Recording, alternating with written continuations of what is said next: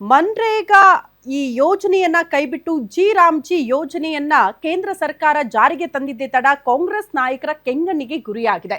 ಸತತವಾಗಿ ಈ ಯೋಜನೆ ಸಂಬಂಧಪಟ್ಟಂತೆ ಕಾಂಗ್ರೆಸ್ ನಾಯಕರು ಪ್ರತಿಭಟನೆ ಮಾಡಿದ್ರು, ಹೋರಾಟಗಳಾಗ್ತಾ ಇದೆ. ಈಗ ಅಹೋರಾತ್ರಿ ಧರಣಿಗೂ ಕೂಡ ಕೇಂದ್ರ ಸರ್ಕಾರದ ವಿರುದ್ಧ ಕಾಂಗ್ರೆಸ್ ನಿರ್ಧಾರ ಮಾಡಿದೆ.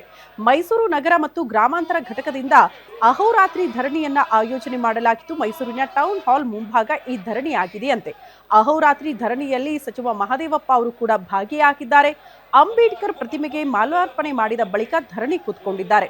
ಸಚಿವ ಮಹದೇವಪ್ಪ ಅವರಿಗೆ ಮಾಜಿ ಸಂಸದ ಉಗ್ರಪ್ಪ, ಮಾಜಿ ಶಾಸಕ ಜಿಎನ್ ನಂಜುಂಡಸ್ವಾಮಿ, ಸೋಮಶೇಖರ್, ಜಿಲ್ಲಾಧ್ಯಕ್ಷ ವಿಜಯಕುಮಾರ್, ನಗರಾಧ್ಯಕ್ಷ ಆರ್ ಮೂರ್ತಿ ಸೇರಿ ಹಲವರು ಕೂಡ ಅವರಿಗೆ ಸಾಥ್ ಕೊಟ್ಟಿದ್ದಾರೆ.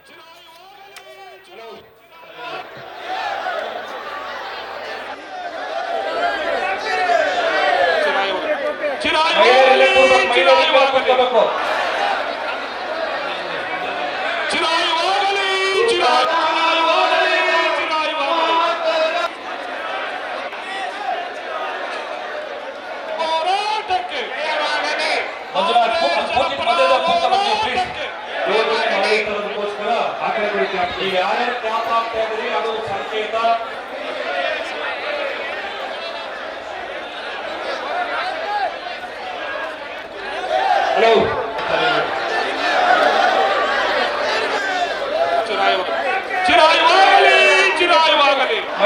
ಕೂರ್ಬೇಕು.